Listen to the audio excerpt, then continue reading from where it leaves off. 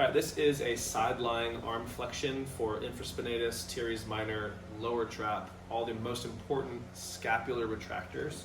We're gonna go onto our sides. The most important thing to begin with is to line up pubic bone, belly button, sternum, chin, and the nose so the entire spine is elongated, and then breathe. Belly first, then the chest, then elongate the neck. So that creates lots of expansion of my core, and then as I exhale, I'm exhaling with my belly.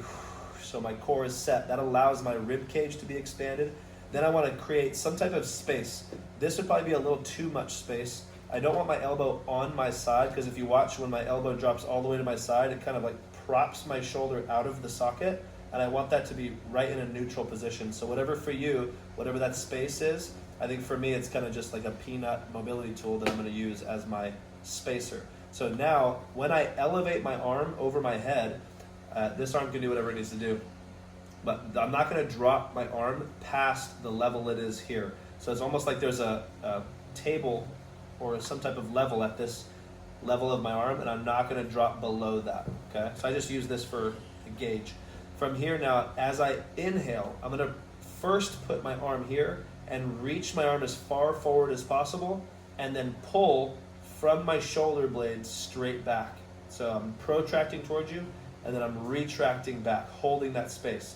Then I'm going to go down, and with my shoulder blades still retracted and down, I'm going to bring my arm up, but I'm not going to allow my shoulder to elevate at all. So I'm staying in that retracted, depressed position.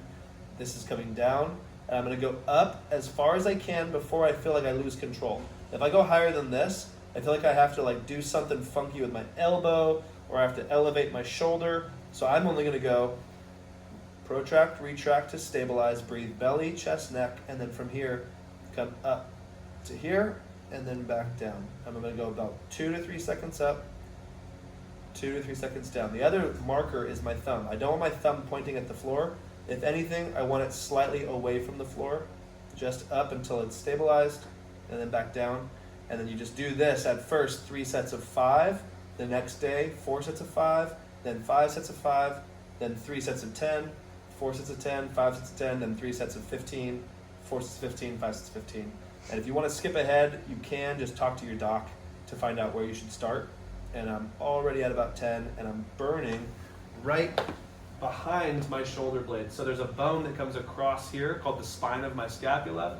I want it to burn right below that spot. I don't want it burning up on top of my shoulder, and I don't want it burning down the front of my shoulder, because that would be my biceps tendon compensating or my upper trap compensating. If I'm down and retracted and elevating like that, I should feel that burn back behind the arm with my infraspinatus or my teres minor.